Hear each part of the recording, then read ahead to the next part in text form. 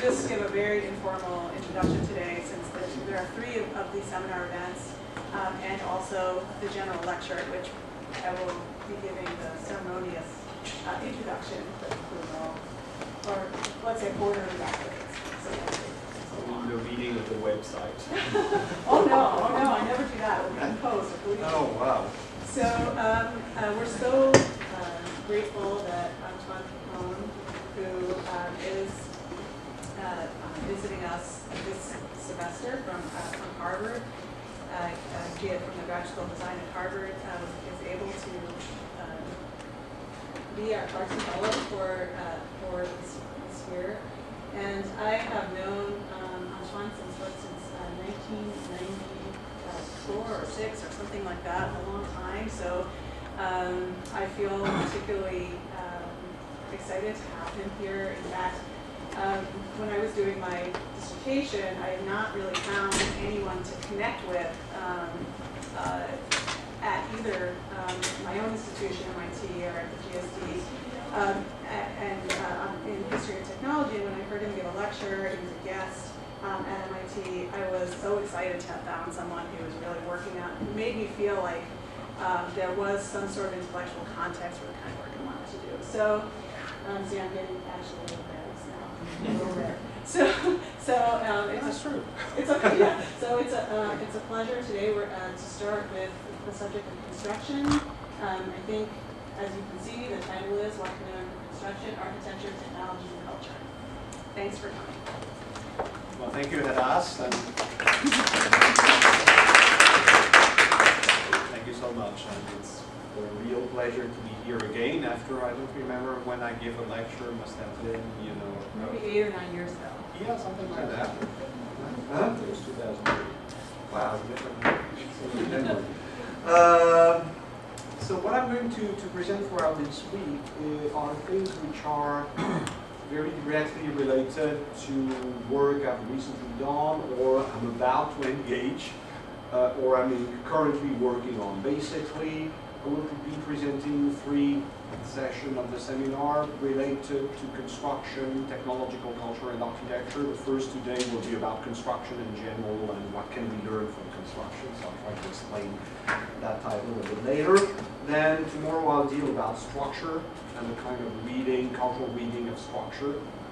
And then about digital culture. The talk about digital culture is very directly linked to a book I published a year and a half ago on the relation between digital culture and architecture.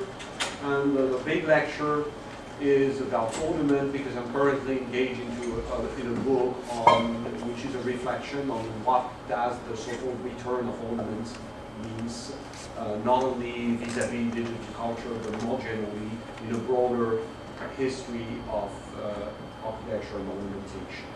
So, and as you will hope you will see, the subjects are somewhat interconnected, so there should be things that will circulate from one lecture to another.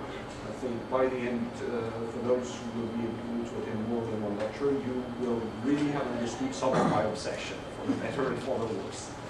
So since it's a seminar format, I've prepared something that looks a little bit like a lecture, but do not hesitate to intervene, or if there's a point that is unclear. In addition, in all these years, my English has not really improved. So I think I have severe linguistic limitations, so do not hesitate. So what can we learn from construction? A few decades ago, the answer would have seemed pretty evident. It's perhaps less evident today. Of course, we still find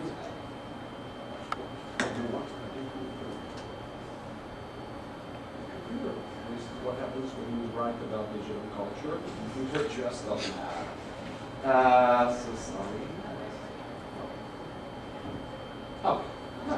Would you like these slides out? It's rather for you. I know the pictures, but it might be perhaps a bit better in terms of contrast. It's better. So we still find beautiful structure, innovative building processes, fascinating. But the relation between architecture and technology today seems to revolve around issues not primarily connected to construction in the traditional sense of the term. So we discuss a lot, for example, what is to be expected from the use of the computer, the perspective opened by the development of parametric, algorithmic design are abundantly commented on. And it seems that in many cases, what's geometry seems to take precedence on constructive aspects. We have also become obsessed by sustainability, and it's possible even for architecture. Eco and green design is pretty much everywhere. It's a kind of universal motto. And all kinds of experimentation regarding, energy consumption, etc. going on. You all know Benzed in London. And given these challenges, construction in the traditional sense doesn't seem so hot a topic. And it's quite revealing that in School of Architecture, everybody is very concerned to hire people in environmental design, computer design, etc.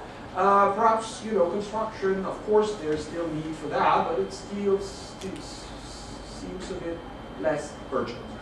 The eclipse of construction, for me, is actually, of course, partly an illusion. Not entirely, I'll come back to that a bit later. But why is it partly an illusion? Because first, construction is still extremely present in the question, the digital and the sustainable that I just mentioned. For example, computer-aided fabrication is really, I don't know what's happening in the computer, really is not happening. You know what, I'm going to restart it. Sorry about that.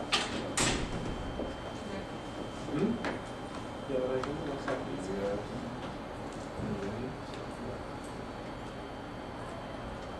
So if you take computer-aided fabrication, for example, this is very much a question pertaining to construction and all the grammatio and color kind of research. What strikes me, by the way, is that every school of architecture now wants to have its robotic arm. Do you have a robotic arm, by the way? Not yet. So that's good. You're not, because most of the schools don't know what to do with it, which is also an interesting thing. In Europe, also we vote those things pretty much everywhere, but many people don't know what to do with it. But anyway, it relates to construction. If you think of sustainability, no sustainability can be achieved without rethinking the conception of the various constructive components, etc. So despite the first impression, construction is actually still very present in the background of many of the problems we are concerned today. So what can we learn about construction? Given the central role it has kept, it can certainly teach us a few interesting things on the general regime of the relation between architecture and technology. And this is probably a good way still through construction to think about these relations between architecture and technology. But construction, I will argue, is not exactly the same as other building technologies. It has a more ancient and intimate connection to the built reality than other technologies like heating or lighting. And even if in the past decades this connection has weakened a little bit, this is still, for me, a reality that construction touches some core problems of the architectural discipline. Even if, and I'll return to that toward the end of the lecture, we may be in a kind of crisis of tectonic. This is a very common term. I'll try to discuss it toward the end of this presentation. But nevertheless, there is something when one studies the relation between architecture and construction that tell us a few important things about architecture. So the kind of itinerary I'd like to propose is the following. The first will be about what I've called the cultural dimension of construction, which is how construction provides a good entry into the question of material culture and how it's permeated by social, cultural, and even, and this will be a strong aspect for me, epistemological aspect. So this is what I call the cultural dimension of construction. Then concept and affect will be an attempt to try to say a few things on how construction goes at the core of some fundamental problems of the architectural discipline, perhaps more than others, especially through a kind of tension between the immediate, the phenomenological, and the more, almost philosophical. So this is what I've called the concept and affect, and I hope to make it clear when we come to that. Then a word on the tension that there is always the need between architecture and construction, which actually means that truth and lie are very relative notions when one thinks of these relations.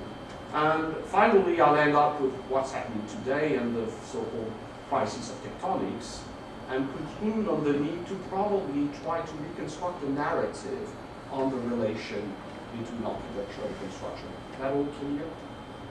Good. Let me know, because I may sometimes. So try to follow. This is basically the path I'll be following.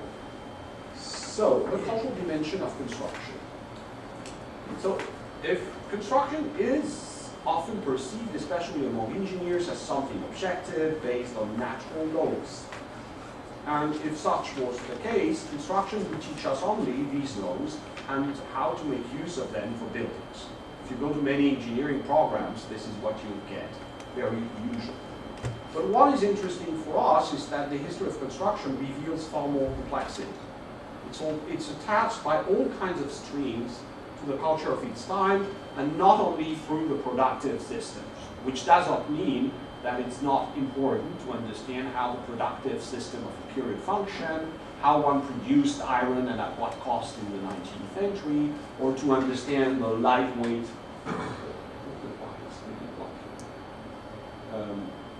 how to understand the light construction techniques of in America in the 20th century. Those are important aspects. But this is probably not enough for a series of reasons. So then I'd like to, and I don't know how it's going to work, but it's not. Let me take a few examples. Excuse my computer is totally erratic today. The first is if we take the ancient Egyptian, for a very long time you had the idea that the ancient Egyptian did not know the vault. And if you read a lot of early 19th century things, you can read that the vault appeared really with the Hellenistic period and the Romans.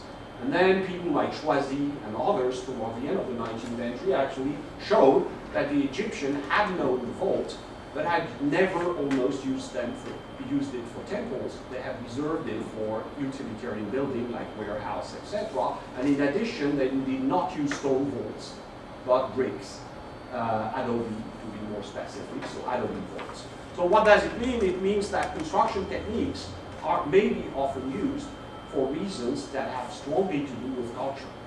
Why not in temples? Why in utilitarian buildings? If you look, by the way, at iron construction at the beginning of the 19th century, you have something very similar. So closer to us, why is it, for example, if you take the shuttle from Paris to London, you start from a station which is typical of French station in the 19th century with a double pitched roof, and you arrive in a station with these curved roofs, with these curved trusses, which is quite typical of Anglo-American large station. Central station had the same technique. So, and the French almost never used curved roof, and the English almost never used the constructive technique for these double pitched roofs, which is the colossal truss. So why is it? There I have a few ideas, because it's probably closer to me than the Egyptian. For example, it's pretty clear that for the French, and in the 19th century, a curve looks like something too technological, too far away from architecture, whereas a double-pitched roof, it's still architecture. So if you want to have a station which is architecture in a French, very Beaux-Arts-dominated system, you will use the double-pitched roof, and then you will have to invent this strange thing that is the colossal truss in order to realize a station. So there we begin to see that actually architecture and that construction is permeated by a lot of cultural questions. That said, not everything is easy to interpret. For example, this is still a relatively tough object to interpret in cultural terms. It's one of the early pre-stressed concrete bridges realized in occupied Poland by the Germans during World War II. We are just beginning to understand a little better what was at stake in cultural terms in pre-stressed history. Most pre-stressed history so far have been very much about the technology and its development, how it circulated between Germany, France, etc. That said, if we take concrete, the cultural history, the kind of cultural history of concrete has made fantastic progress, you know, from the time of the first intuition of Peter Collins, for example, the kind of relation between concrete, photography, and a kind of new kind of objectivity. This is a very disgusting hotel built by Henbeek in Cairo at the turn of the 20th century. But if you look the way it's photographed, it's already announcing the way modern architect will photograph their purist villa or something like that. There is a kind of neue Sachlichkeit, a kind of new objectivity that is already arriving. And then we begin to understand why concrete and these kind of photos of silo comes immediately after. And then we begin to understand that between the material, between the new vision of the object and will happen to architecture, they are a series of connections. Okay? So we could be even then more ambitious in trying to relate construction to culture. For example, one can pay attention to key moments in which construction goes with major cultural shift. For example, the 1851 Crystal Palace, you know, as Ruskin already saw it, and it was the first time that the entire world could enter into a single building. And the same idea has been expressed and developed by philosopher Peter Sloterdijk recently. So, you know, this is really a turning point, and there are other turning points, not only in construction, but also in a kind of global culture. Another way to relate architecture, construction, and culture is to adopt a more anthropological attitude, which was what, for example, Zemper in the 19th century suggested. For example, Zemper had this daring parallel, you know, given the kind of hair I have, I've always been interested in hairdressing. So between, you know, Egyptian hairdressing and Egyptian tectonic, of course, you know, this is very disputable, but that there is something, I return to that circulates between the vision we have of our bodies, the way we adorn it, the way we circulate in space, and the way we construct things, is probably a reasonable assumption. Which is something we've done a lot actually for vernacular architecture. You know, there have been studies of the architecture of the Nizab in Algeria, or there again, really a problem.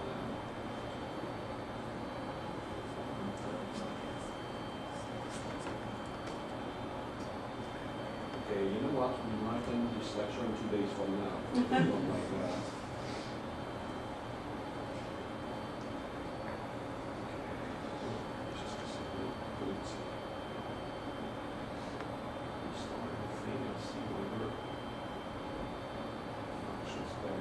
Tomorrow I use the computer because it seems the projector is not a lot.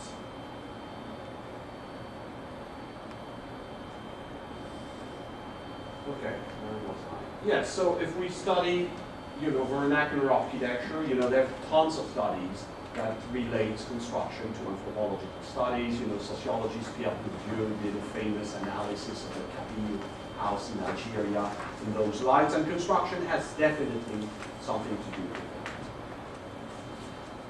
What I'd like to propose, as for me, and this is a third way to do, you know, first way is actually to a kind of epistemological approach to some of the core notion and concept of construction to reveal actually how their meaning is historically and culturally determined.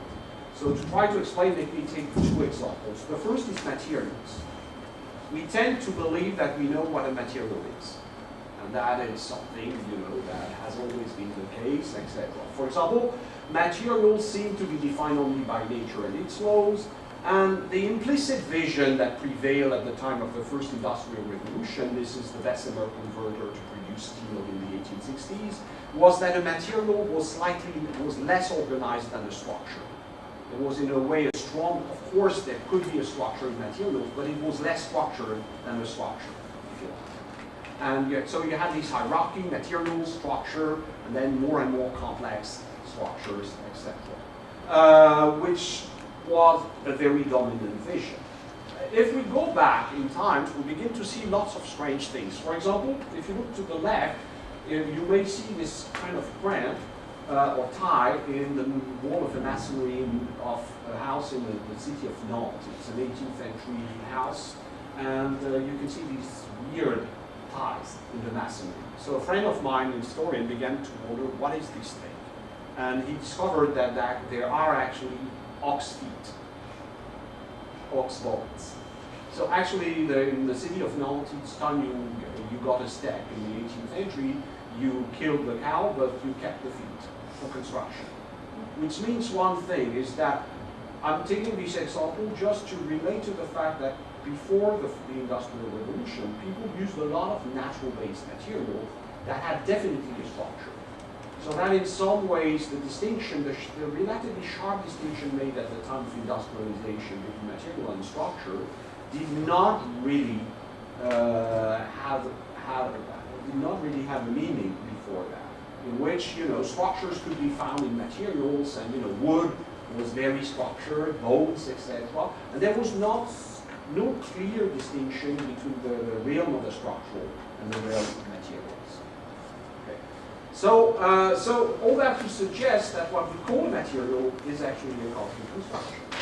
And today, it's very striking that for a lot of problems, what we do, we don't design structure anymore, we design materials. And this is one of the heavy tendencies of technology. And why do we do that? This is because today we can solve a lot of problems just by structuring materials. So we are in a way returning to a kind of new kind of indistinction with the so-called smart, composite, etc. materials between the structural, the realm of the structural and the realm of material. What does it mean is that the very definition of what we consider as a material, by opposition to what we see as a structure, is actually a historical construct. And then, if we go on, materials, we discover that materials are actually constructed at many, many other levels. For example, their properties. What does it mean for a material to be hard or to be brittle? You know, just like, you know, science studies, people have been fascinated, you know, whoever has a child, you know, will look at the tag which says that a teddy bear is safe for children over 3. What does it mean? It does not mean, you know, when you have a children around 3, like Hadas, you know, that a child can pretty much do a lot of strange things with a teddy bear, even try to put it in its nose, you know, a lot of strange stuff. So what does it mean? It means that basically there is a committee who's agreed to consider that as an average, kids of 3 will not do very, very strange things with the teddy bear, and in any way it's not dangerous. Material is a little bit the same. You have to negotiate, you have to imagine protocol of experiments, you have to agree on things. And this is, for example, if you take reinforced concrete. Reinforced concrete, when it began to develop in the 1860s, 1870s, it was seen as a collection of systems. The material was the concrete without the rebar. And then, through an intense work of standardization, experiment, etc., with commission, etc., people began to see a material where actually there were structures. And it went, by the way, 1905 is not only the year of relativity, special relativity, it's also the year of standardization of reinforced concrete construction, both in France and Germany. And this is where reinforced concrete in these two countries becomes really a material in the modern sense. So severe analysis can be conducted on the notion of structure, and this is what I'll try to do also a little bit tomorrow, to show that actually,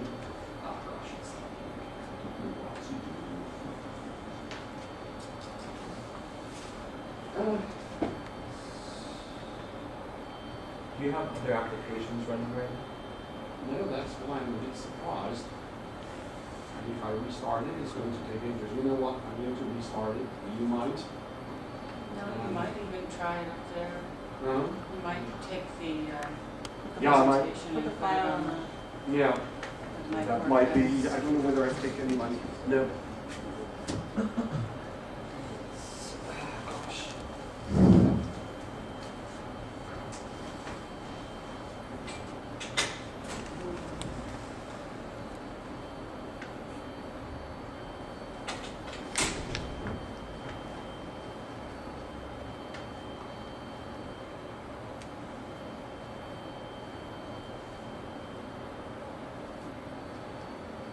Let's see.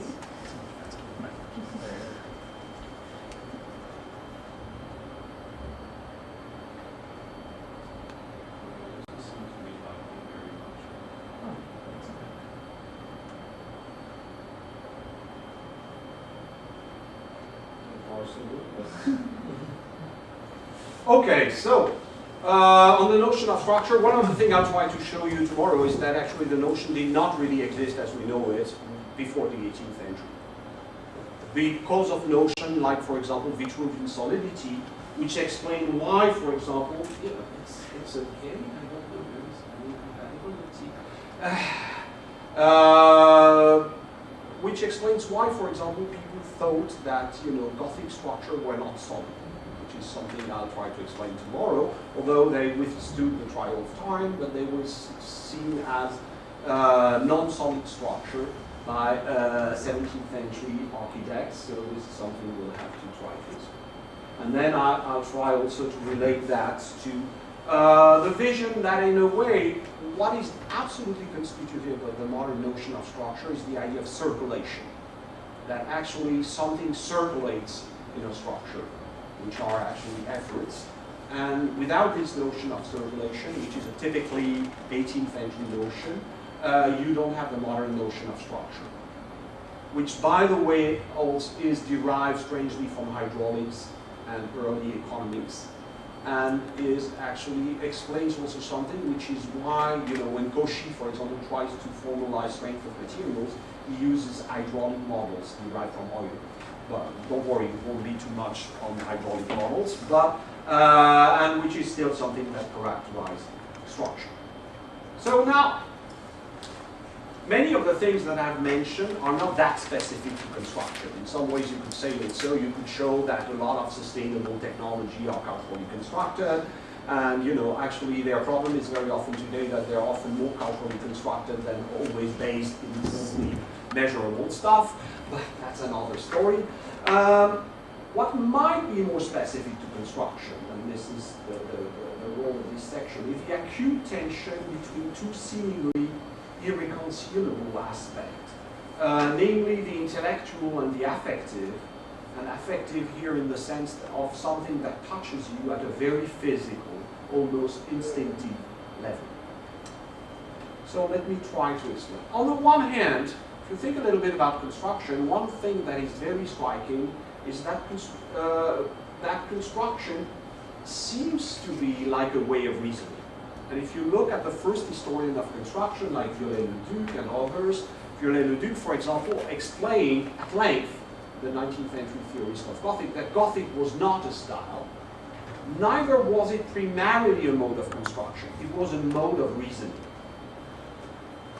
Okay? And actually, Viollet-le-Duc had the same approach of travation in the Greek, etc. And it's very striking that Panofsky then wrote a century later in his famous essay, Gothic Architecture and Scholasticism, pretty much followed the same line, that Gothic is actually a way to reason, and hence the kind of analogy he made with scholasticism, the way in some ways people assemble the part of the building, and the way medieval philosophy reasoned.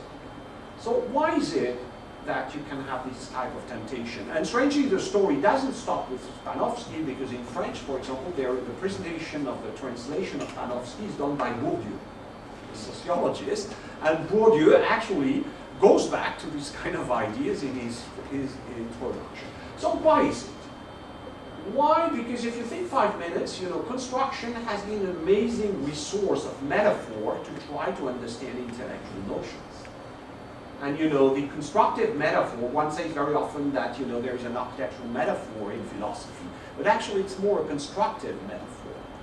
You build system, you counterbalance one thing with another, etc. You know, hence, for example, the enduring fascination. This is a diagram drawn by Kleist about the vault, and Kleist uses it to explain to his reader, it's a letter to Clara, that actually what is fascinating with the vault is that it's the very tendency of the stone to fall that actually prevent them to fall.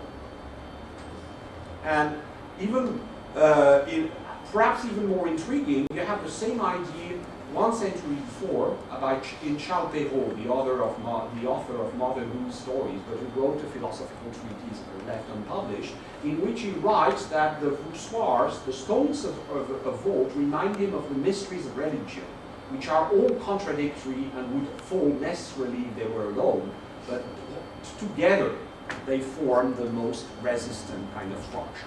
So in some ways, construction seems to point toward general and abstract thought.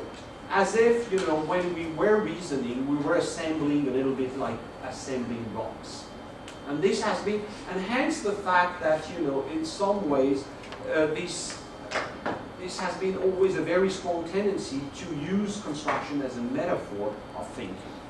So this is very much the concept, and I'll develop that a bit tomorrow, but if you, and that explains also why, you know, even you take the cantilever. The cantilever is of course something very physical, I'll come back to that, but it's also something that seems to be an idea, almost.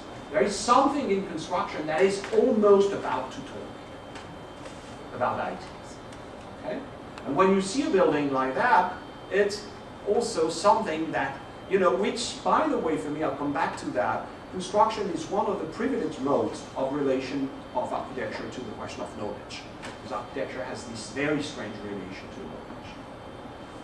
So, and what I've tried to do, I'll come back to that tomorrow, in the 18th century, is to show how the new thinking about structure that uses apologues like the primitive hut is actually linked to new techniques of reasoning, especially what is called, and the primitive hut translates into these strange churches with freestanding columns using trabeation, and actually it's linked to the new sensationalist philosophy of the 18th century, and basically the idea of analysis. So this I will develop tomorrow. But and if we go in the 20th century, think of all the relation we've established between structure, dynamic ideas of dynamic development, system theory, etc., all rooted in already, you know, the kind of Darcy-Thompson reading of structure as dynamism. Okay? So another way to interpret what I just said would be to say that construction points toward what in the building activity is akin to language. Of course, architecture is not a language, but it has a strange relation with it. So that's one side. That's the concept, if you like. But then, and you know, I could also go to the patterns and, you know, the relation between pattern theory, space structure in the 1950s, 1960s, etc. But we would still be there if I was wrong. At what time should we stop? Well, this 1 o'clock, people have to go to the studio. Okay, so I'll try to, you know, I may end up a bit more quickly, but what I wanted to convey is the following. Actually, the last section will be even shorter tomorrow. If you look at that now, this is the Hoja.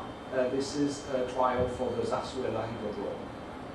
It looks like a concept, but at the same time, physically, it's almost, you feel something. Almost that it's going to crash. It's almost painful. And construction points towards something else, which is really affect, which is something which is exactly the reverse from concept, which is a kind of diffuse sensation and emotion that relates to you to the object. It puts you in continuity with what's happening to the object, while being not as defined, you know, something more cloudy, if you like. Tohoha, by the way, wrote an interesting thing in which he said vain would be anyone who designed a structure without feeling how it works in the marrow of his bones, her bones. And so the idea that by the end, what you do also with construction, when you see a construction, you interiorize in some ways how you think it functions. And then, and I think it's a general feature, is that, and if we go back for it once again to cantilever, etc., it has a link with the way we understand also our own body. Am I clear so far? So construction has a link on the one hand on the way we understand our mind. It has a link on the way we understand our own body as a gravity subjective body, as something that has bones, muscles, etc., etc. And then you begin to understand why is actually modern construction so much related to a kind of idealized modern body. And then you may wonder whether the so-called crisis of tectonic that's happening today hasn't actually a very strong link with the way we begin to understand our body differently in an information age. And then the question begins to be, you know, in some ways the question about construction is also about the question about who we are and how to understand ourselves. And it's clear to me that actually, strangely, construction points toward concept, but also towards affect, and both points toward who are we. And this is, for me, probably what is the ultimate thing about the relation between construction and culture. That's, for me, in some ways, the core of this school of thought. So very quickly, one thing about, you know, for example, twice the complexity today that we see in so many tectonic researchers like Balmont, etc., has to do there again with a very different understanding of what organic means today, what physical and body means today, etc.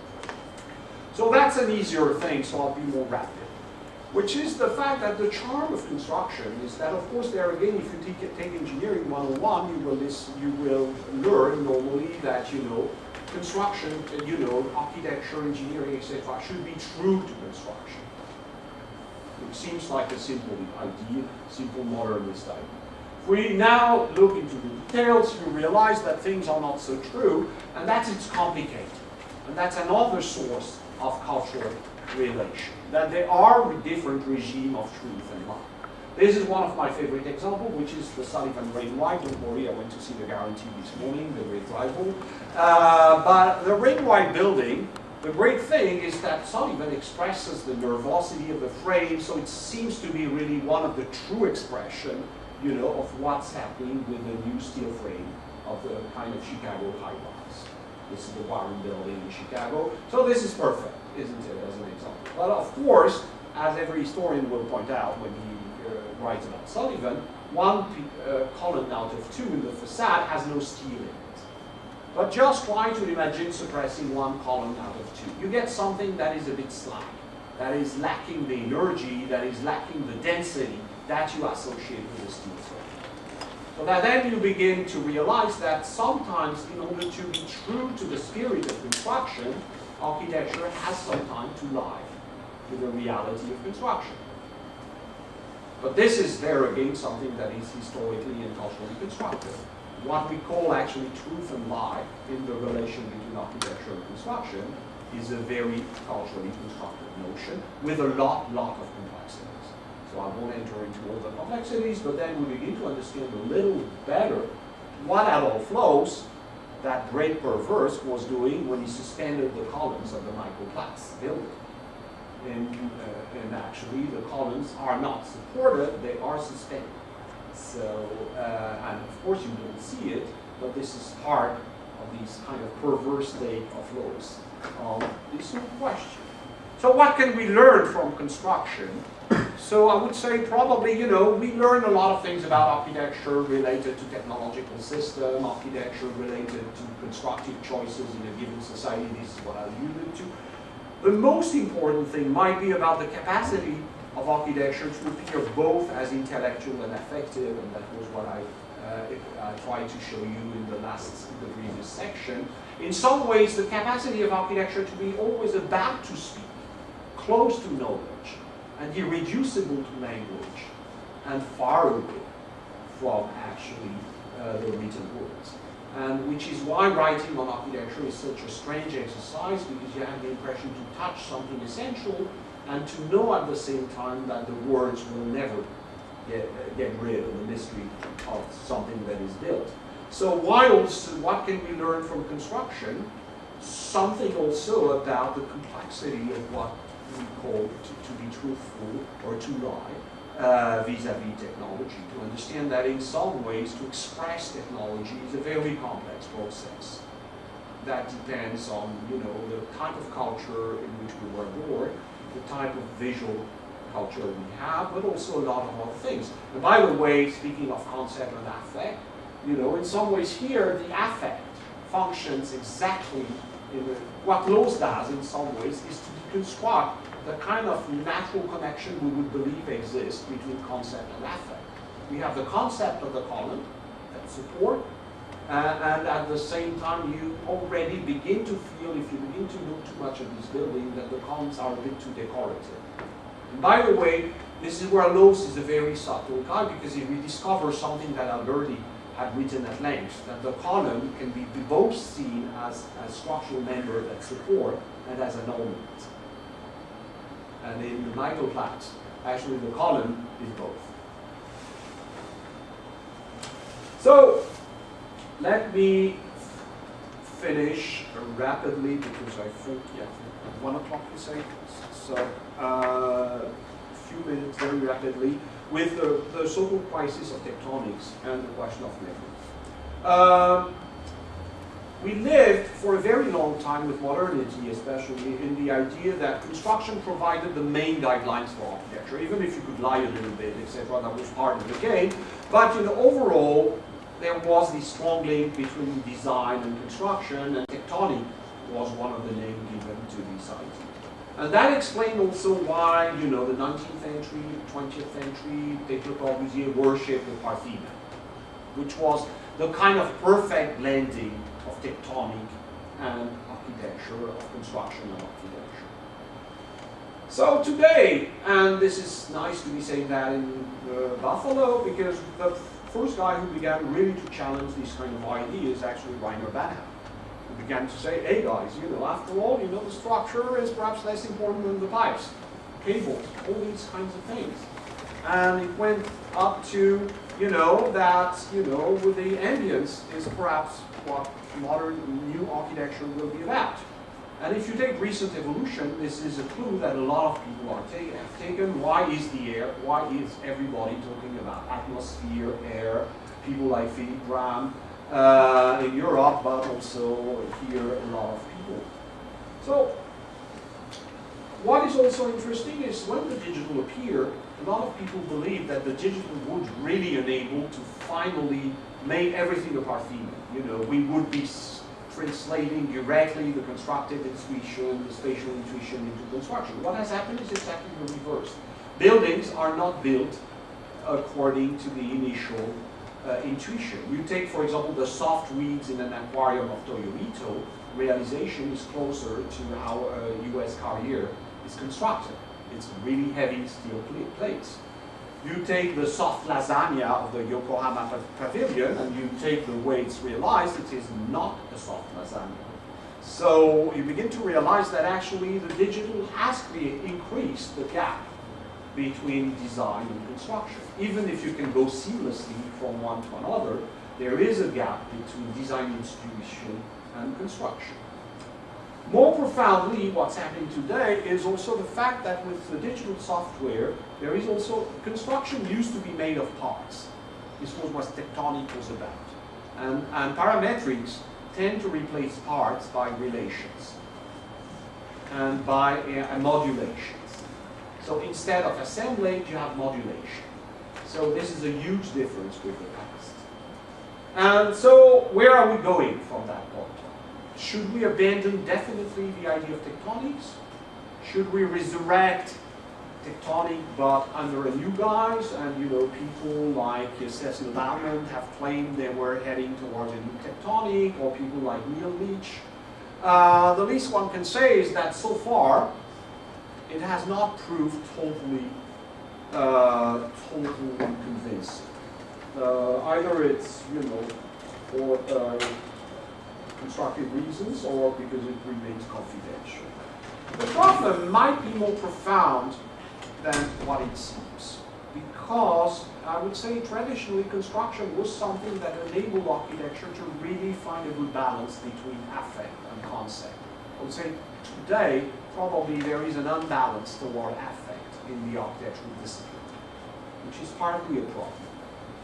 And which is also linked to the relation of architecture to language. Architecture was always about to speak, but not speaking, and that was its traditional regime since Vitruvius. Today, architecture is no longer about to speak, it's very, very mute. And it produced these very enigmatic objects which do not speak that much. So that's a problem. For me, unclarity, by the way, it's a more profound problem than new techniques, because unclarity of tectonic has become a new goal. You know, this is the renovation of the facade of a 1950 building that you see in the background in Paris, and you can see everything is done to make the thing more unclear, to blur the structural lines. So there is something pretty deep going on, which might have to do also, you know, a building that has no part is a building that cannot be a ruin in the traditional sense. What the ruin did was actually to bring back, you know, the architecture, first to show the kind of essential articulation of the architecture, to deconstruct it both as a language, as a potential language, deconstructed it, and at the same time to express all the affect that were there. Nothing was more effective than the ruin. And in the way the ruin was precisely showing you this kind of strange mix of affect and concept. And it did another thing, which was to relate architecture to history. And actually, the ruin was one of the ways architecture related to history. And construction, by the same token, since it was what gave birth to the ruin, was what also inscribed architecture in its time. So the problem we have today is actually, it's not only a problem of relation to language, it's a problem of relation to history. And so forth. Hence, for me, this is why it's for me the best project of Eisenberg, which is a project that is totally kind of parametric with these two surfaces that delimit, you know, that creates the geometry and the kind of abstraction, the fact that it can be so abstract, so almost very much into the kind of algorithmic procedure, and at the same time strangely relating to memory, etc. It looks by the end, you know, like a Jewish cemetery in Jerusalem, and strangely, you know, the Mount Olive kind of cemetery, and it has this kind of strength of almost symbolic strength, despite, and it's at the same time totally abstract. So the question is, you know, how can we recapture all that? The problem is probably, and this will be my conclusion, and I think, Fine. yeah, finally I have only 2 pages. So my conclusion on all these stories is, now from what I just said, you could think that the question is, do we need a new tectonic or not? But I would suggest that this is perhaps not the right question, or at least is not fully understood as it should. For various reasons. One is that what I just showed you is a typically, so far, Western phenomenon. If you take the world at large, you know, construction as we knew it in the modern times, it has been going on a very, very large scale. So, you know, we cannot say that, you know, these are buildings without parts. It's Shanghai, it's very straightforward industrialized construction. So, but I think there is something more profound in this affair, which is that tectonic was never an objective notion. You know, the Greeks did not have the tectonic vision of the Parthenon that the 19th century developed. So another way to summarize all that I've been trying to suggest is to say that the relation between architecture and construction is, it does not fall into the categories of right and wrong, truth and lie. It has rather to do with interesting and uninteresting, stimulating and boring, opening new perspective and remaining stuck to aging premises. So my idea would be rather than, in a way, what we need is a new story, a new narrative. Because by the end, what really regulates the relation of architecture to construction is a narrative. And in some ways, do not forget that the relation to the history of the building is part of the same narrative. If we take the 18th century, you know, the new tectonic of the 18th century uses the story of the primitive hut.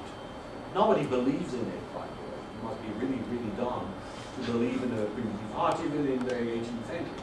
And actually, a lot of theorists will confess very easily that the primitive hut may very well never have existed.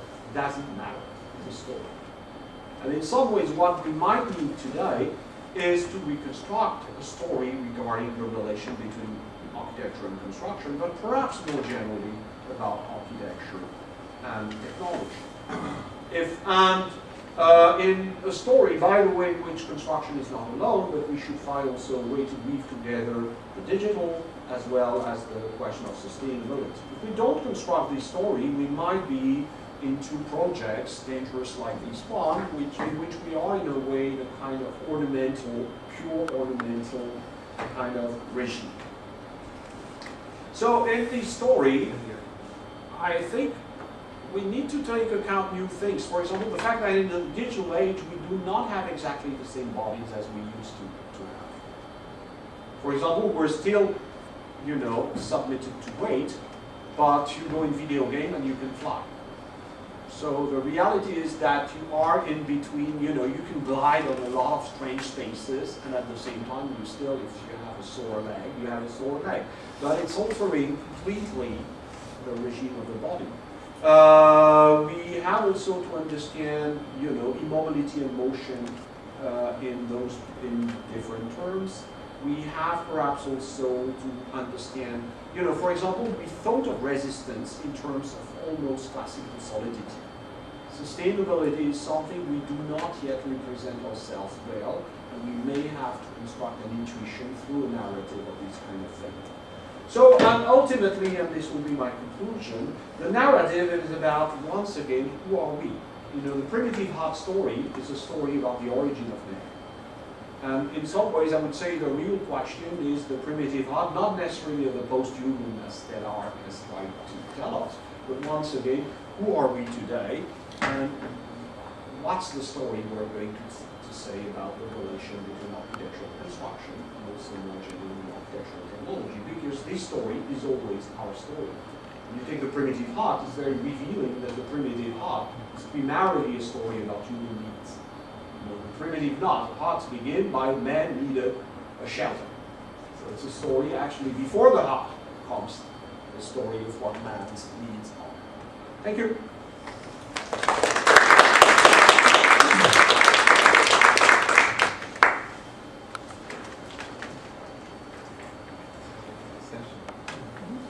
Finally, the computer got in peace with the projection. Do we have the light in that, perhaps?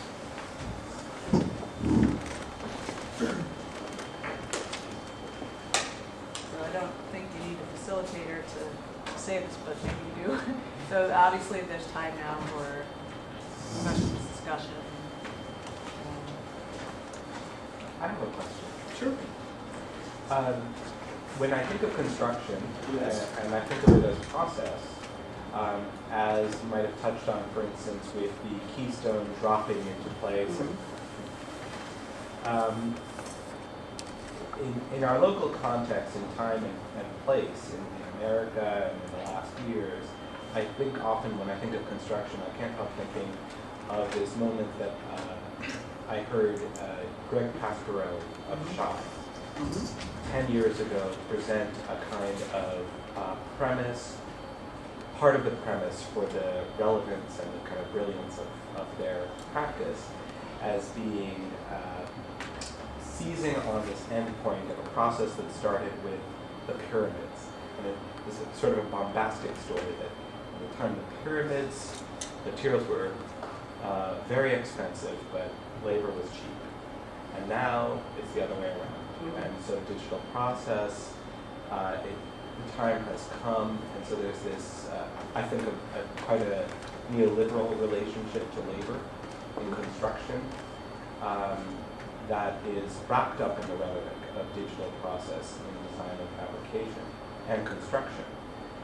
And I was looking for where in this, and it might just be patently completely out of the realm of the concerns of this, but where labor fits into this picture. That's a good, very good question. First of all, the interesting thing, I recently went to a workshop precisely on digital fabrication. Well, truth is, labor would fit very well, but then, you know, look at how long it was already. So, Yeah. For me, for me, what was the most important thing was more the relation. It was what can we learn from construction. Actually, I think the discourse on labor is a tricky one for various reasons. The first one is that it's actually an old story that was already told in the 19th century. Take Viollet-le-Duc. Viollet-le-Duc has pages in which he explained that Gothic developed because labor was expensive. And that's actually, this is what relates labor in the 19th century to labor, to architecture. This is what makes Gothic as a reasoning applicable to the 19th century, because of the cost of labor. What worries me very much today in digital design and what's going on in digital fabrication is the mix of two very different discourses, which are, when I say the narrative, I'd like rather a critical narrative who's also aware of the narrative we already made in the past. For example, what is wrong right now with the discourse on digital fabrication very often is that if, on the one hand, it's a kind of neo-Ruskinian discourse in which we're going to be back to the making and, you know, and the computer-aided hand. So we have Ruskin. And then you have the totally opposite for Ruskin. Guess what? We're going to get rid of the workers. Anyway, they're too expensive, and, you know, and etc. So it's a totally contradictory discourse. And real circumstances undermine both of them.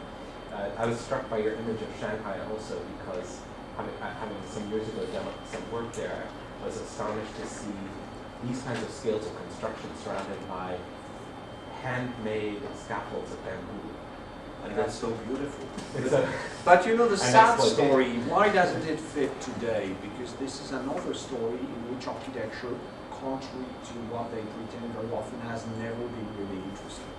If you look at the story of the relation between built for and labor, you know, most architects a bit strikingly not interested in it. You know, Ruskin definitely, but he was not an architect. And then Le Corbusier, you know, the famous formwork as the trace of the hand of the worker. And you may found a couple of other instances here and there. But if you take globally, you know, truth is for architecture, construction does not involve labor.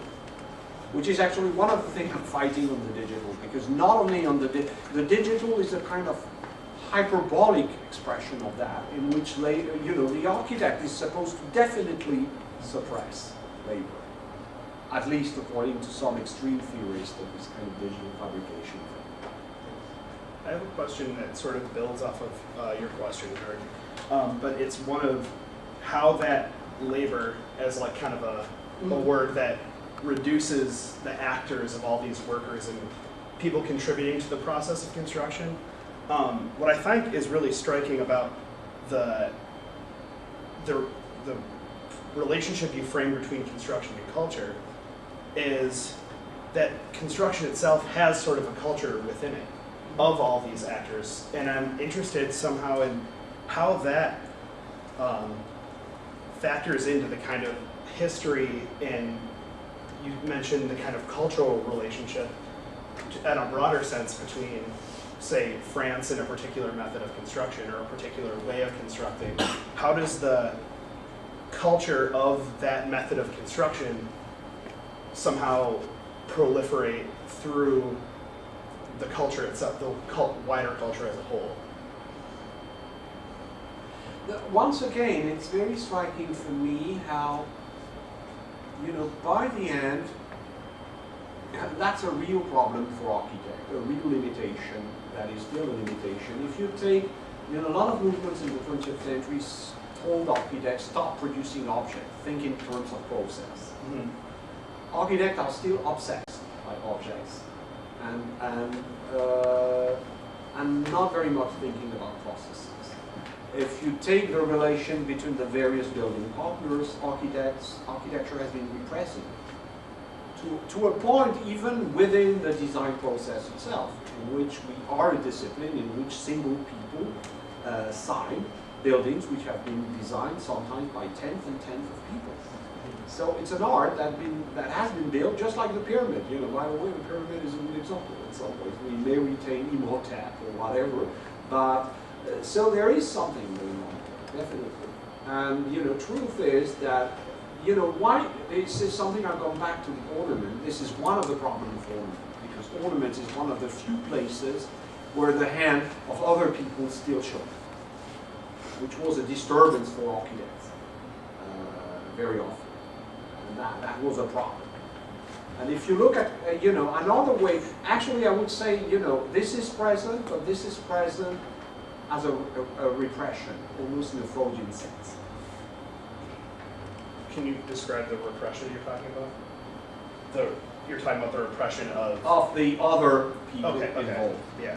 You know, this is present, for example, the need for standardization. Standard in architecture are immediately linked to the fact that there are other partners that you want to limit. And it's actually, even in the 17th century France, you have people who want to standardize moldings so that, you know, the craftsmen do not do what they want to do. And you know, I worked on Claude Perrault, you know, the 17th century theories. One of the reasons Claude Perrault wanted to standardize the orders would be so that there would be exactitude. And exactitude meant actually that the workers would not do whatever popped in their mind. So that's an old question. And then you have even the trickier ones. Those who design things that look designed by collective, but actually are individual designers. Picon in 19th century England is a guy who designed his things. How do you pronounce it? Picon? Picon. And he designed things as if they were designed by a medieval guild, but he's a lawyer. And closer to us, Prouvé. You know, the big paradox of Prouvé is that Prouvé designed him. He was a dictator, you know, by the end. And so he designed his stuff, and then he appeared as if it was really a collective. It's actually a totally individual creation. Yes.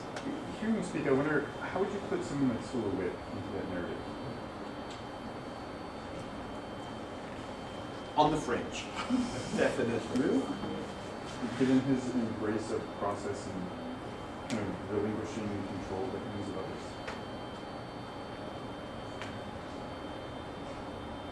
Yeah,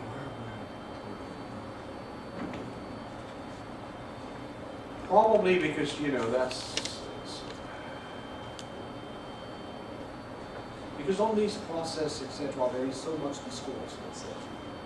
So little by the end that was really effective. This is a little bit like Prouvé for me. By the end, you know, I'm not sure by the end that, you know, what does it mean, except, you know, kind of intense nostalgia. Is for me another question. I think also, this is something I did not, among the various things I never expressed, I think nostalgia is also very present in construction, strangely. Either the nostalgia of the medieval collective body, or, you know, the nostalgia of the times of clarity. You know, this is strangely a domain that is dominated by a kind of strange nostalgia. Yes? Hi, you showed a few images, including the ones near the end where there was a building with these kind of cantilevers, like really thin cantilevers that would have trees on them, and then a few. It's MDRDV. And then, so I'll come back to this building. And also there was another one that you showed that I wasn't sure what the project was. It looked like a bunch of ties tied together. Maybe they're like plastic ties.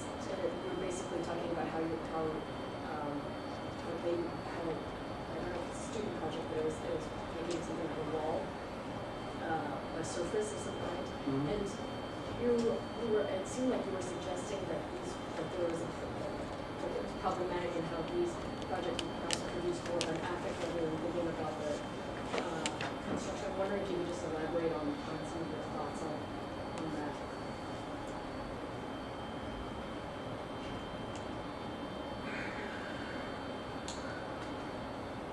It's something I'm still thinking of, but what strikes me by the end is, you know, all these things about affect has been borrowed to a certain extent to Deleuze. And those, you know, where it's in the 1000th plateau that you found. And, you know, why all these digital designers borrowed that. And I think it goes precisely with what I call a crisis of the kind of meta-linguistic dimension of architecture. You know, and, you know, when you begin to think about modulation, when you begin to modulate surface, very clearly, you know, skeleton are not height these days. You know, 19th century was very much skeleton oriented. You know, the Gothic cathedral was there, the human skeleton, these were the models, if you like.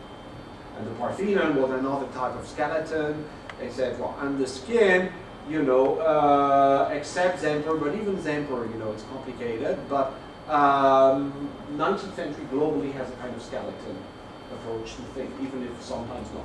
if you take modernity, and this is the Frampton argument, and I think is right globally, even if it may nuance a lot, but you know, the shell, for example, is not a skeleton and does not fit well into that, but although you could still think that it's an urchin skeleton. But what I would say, what is new today is definitely the envelope has taken over for a while, and with the envelope, a kind of dismissal of the shaping power of the skeleton, if there is still a skeleton.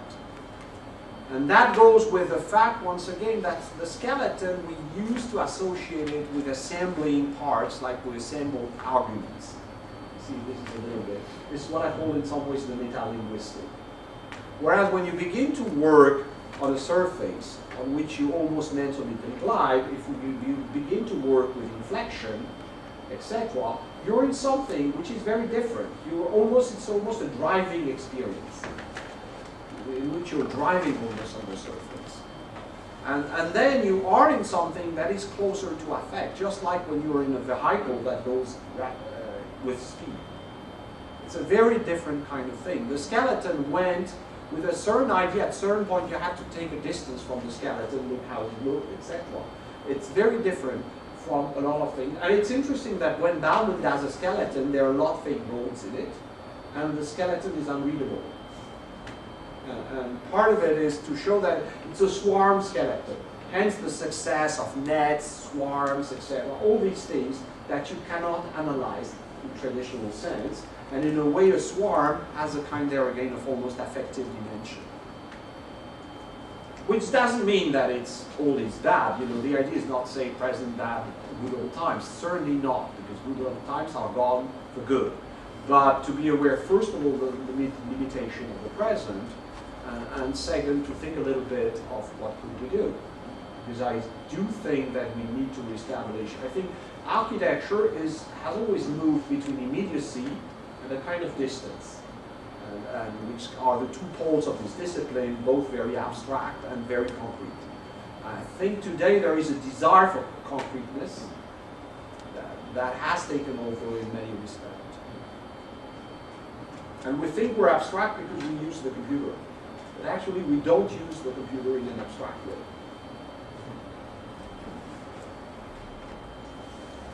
I introduced two words that probably are now quite pervasive in computing, which is performance and performativity. Yeah. And how they may play into how you're talking a little bit about this relationship between construction and affect, or concept and affect.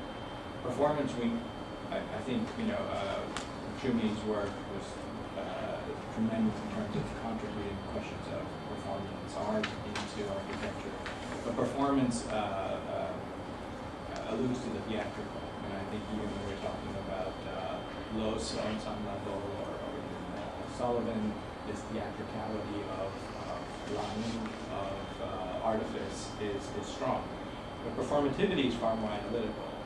Performativity is a word, performance-based design. Constantly hear this big performance-based designs and things like that, where these kind of analytical software which sort of allows you to get to the right answer, right? Performativity of a material, performativity of structure. And how these two terms now, of course, are interchanged, and it's hard to sort of distinguish them. Are those terms at all something that you're sort of interrogating? Well, I wrote a piece on performativity. You know, there was a book edited by, I wrote a piece on that, and that's also present in the book I wrote on the digital, and you're going to get it at the time I'm engaging to the digital. To make a long story short, and I'll return to that on Wednesday, I have a different take on performativity than performance, which is, for example, in the book on performativity that Eran Neumann and others edited, Sylvia Levin goes into the relation to the 1960s and Bernard Schulli, etc. I have a different story for me, which has more to do with a kind of global shift. You know, strangely, we're obsessed with object, but in an event-based world. And I think the world of information is not a world of object, it's a world of things that happen. And performativity, for me, is fundamentally, for me, I see it as a kind of almost ontological shift from a world in which form was an object to a world in which form becomes an event. which explains for me another thing, and where performance and performativity are linked today is in the deep connection. But sorry, I'm already giving the Wednesday lecture. Hopefully there will be other stuff. But what I think what has happened is strangely that forms has become a form of action, which is actually one of the few things that circulate in a lot of fields today, if you take, is the idea that design is a form of action. I think it's rooted in this kind of performance thing, which is, for me, goes far beyond the theatrical. And the theatrical has been present, you know, theatrical was present from the 18th century, you know, it's present in modernity, as etc. I think it goes far beyond even what Julie tried to do, which is in a way that architecture performs literally as it becomes a form of action. So it would be closer to some of Eisenman's ideas in that respect, which is that, you know, there is a kind of fundamental instability of architecture, but not today's Eisenman, the Eisenman of the previous era. So, yes? I have a question. But we'll discuss that again. Yes? You showed this one image where the building industry suddenly popped into your lecture, which was this Shanghai photo. And I'm interested, like, how much does this overwhelming construction industry, which builds maybe 95% of our built environment, and how much does that inform the construction of your narrative? Because I'm guessing you are in the process of constructing this narrative, or you did construct this narrative. And we heard a lot about architects' positions and ideas and thinking about this in the lecture. How strong is this force of the built reality in your narrative? Don't we, okay, I'll be honest once, because I could always play, I know pretty well the history of the built environment, I work a little bit on it.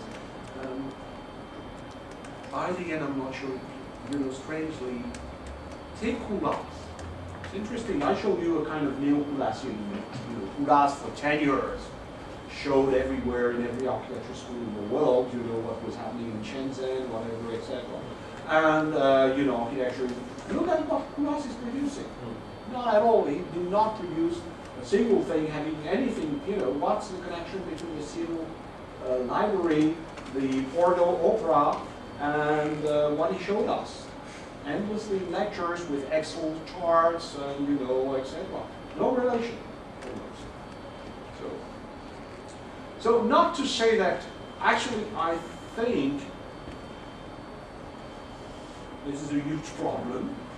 But you know, if you look at the history of architecture, it's very striking how what percolates very often from the built industry is actually, it's a lot in terms of concerns, but it translates in very, you take for example the 19th century. One of the things that really obsessed architects was the mass production of elements. That was very often what they retained from the age of industry. So we may have to probably revisit, and you know, so it may be different with sustainability, but I think there was always a problem in the relation. You know, I did a lot of engineering history. You cannot do engineering history without taking really directly into account the production system. In architecture, actually the way it percolates is also through professional competence. You take the digital today, it's very clear that the BIM are going to reshuffle totally the competence. So that's how it goes. And you take Coulas in some ways. How did you translate for Coulas new modes of exercise that would enable the star architect to say, doesn't mean, well, there's a good lesson on the limits of architecture. Maybe if I may follow up on that question. And that also goes back to Scott's question, I think, of the culture of construction and its relationship to culture in a broader term or broader definition. And I also want to talk about the Shanghai photograph that you showed, because for me, the kind of globalization of industrialized construction is what underlies a lot of the proliferation of these kinds of built environments. And so I wonder what the kind of cultural, what the definition of culture then is in a realm that is so globalized in terms of the construction industry and the making of buildings.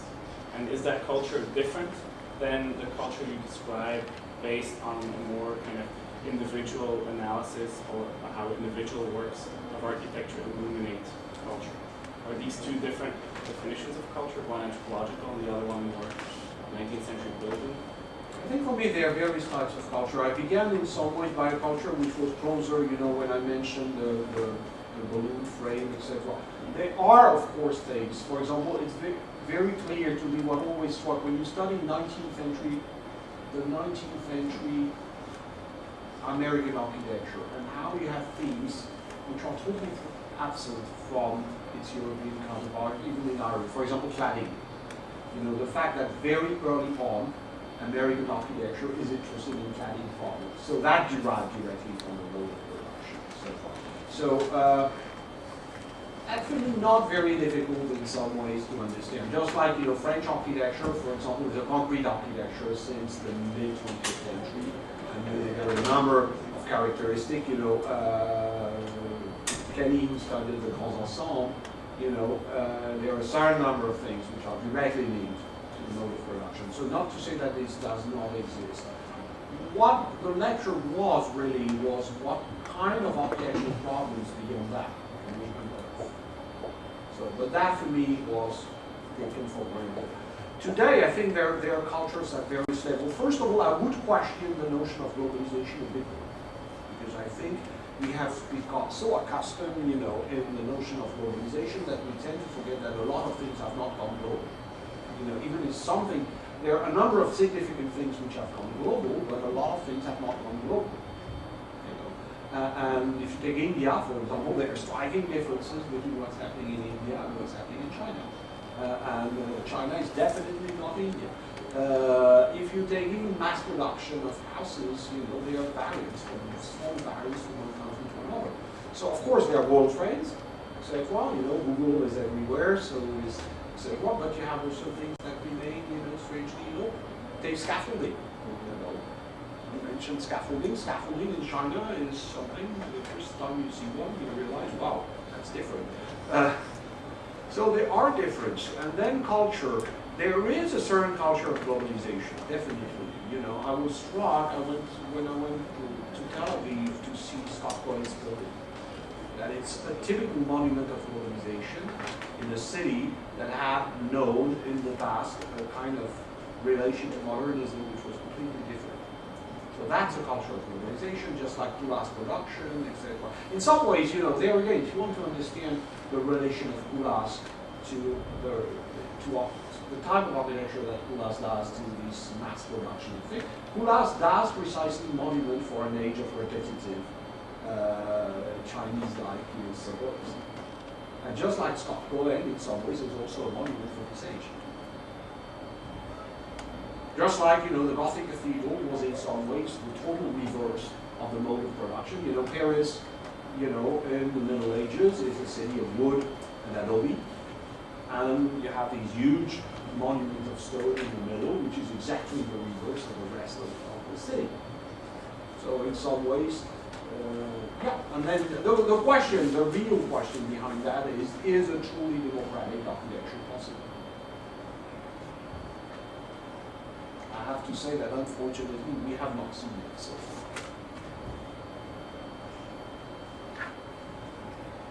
That's a question. No? Does anyone else, are there any, I want to have you have a chance to have a little bit of a break before your next engagement. Thank you all.